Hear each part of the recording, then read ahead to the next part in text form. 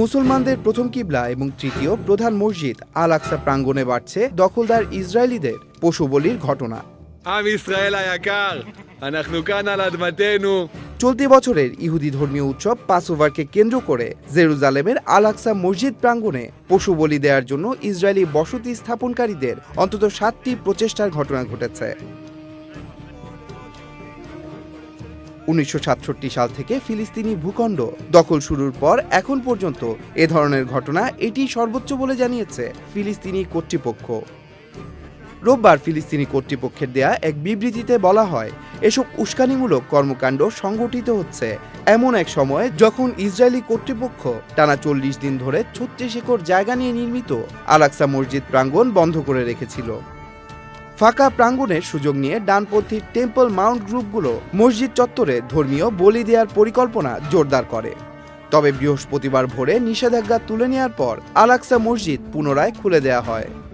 দীর্ঘ কয়েক সপ্তাহের অবরোধ শেষে বিপুল সংখ্যক মুসল্লি জেরুজালেমের এই পবিত্র স্থানে ভিড় জমান। ফিলিস্তিনি কর্তৃপক্ষের তথ্য অনুযায়ী অন্তত 2 বার ইসরায়েলি দখলদারেরা ছাগল বা ভেড়া নিয়ে পুরনো শহরের প্রবেশপথ পর্যন্ত পৌঁছাতে সক্ষম হয়। তবে শেষ পর্যন্ত ইসরায়েলি পুলিশ তাদের বাধা দেয়। ইরান যুদ্ধের কারণে এই দীর্ঘমেয়াদী নিষেধাজ্ঞা আরোপ করেছিল ইসরায়েল। ইসরায়েলি গণমাধ্যম জানায় 1 এপ্রিল থেকে অন্তত 14 জন ইহুদি উপাসককে এই ধরনের প্রচেষ্টার সময় আটক করা হয়েছে।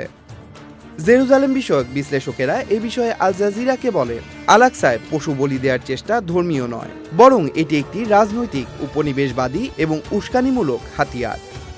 তাদের মতে বসতি স্থাপনকারীদের আটক করা ইসরায়েলি পুলিশের একটি নাটকীয় প্রদর্শনী, যা আন্তর্জাতিক ও স্থানীয় ক্ষোভ প্রশমনের কৌশল মাত্র। টেম্পল মাউন্ট গ্রুপগুলোর ঘোষিত লক্ষ্য আল আকসা মসজিদটি অপসারণ করে সেখানে একটি ইহুদি মন্দির বা থার্ড টেম্পল নির্মাণ। বিশ্লেষকদের মতে পশু বলির এই প্রচেষ্টা একটি প্রতীকী বার্তা বহন করে।